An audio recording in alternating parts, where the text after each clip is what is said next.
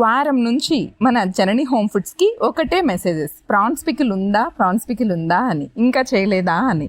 మన దగ్గర రొయ్యల చెరువులు, సముద్రాలు ఎక్కడున్నాయండి? అయినా రొయ్యల పికిల్ చెయ్యక తప్పుతుందా కస్టమర్స్ అడిగాక? నెల్లూరు నుంచి చిట్టు రొయ్యలు తెప్పించి నీట్గా క్లీన్ చేసి వాటిని ఉప్పు పసుపు పట్టించి వాటర్ ఎగిరేదాకా ఉడికించాం. మీరు బాగా గమనిస్తే మనం అల్యూమినియం పాత్రలు అస్సలే వాడం. అల్యూమినియం పాత్రల వాడకం హెల్త్కి ఎంత ఎఫెక్టో కూడా మీకు బాగా తెలుసు. ఈలోపు మసాలాలన్నిటినీ బాగా వేపి చల్లార్చాం. మరోసారి చెప్తున్నా, మనం గానుగ నూనెలు మాత్రమే మన ప్రతి వంటకాల్లో ఉపయోగిస్తాం. పెద్ద రొయ్యలైతే మసాలాలు ఉప్పు సరిగా పట్టవేమో అని మనం చిట్టి రొయ్యలతో ఈ పచ్చడి తయారు చేశాం.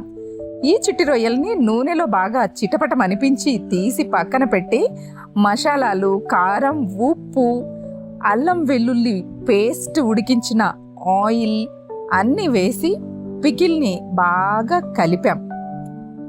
ఇక ముద్దకో చిట్టి రొయ్య పెట్టుకుంటూ తినడమే ఇక మిగిలింది. మీకు కావాలా? అయితే మీకే బాగా తెలుసు మీరేం చేయాలో ఇక.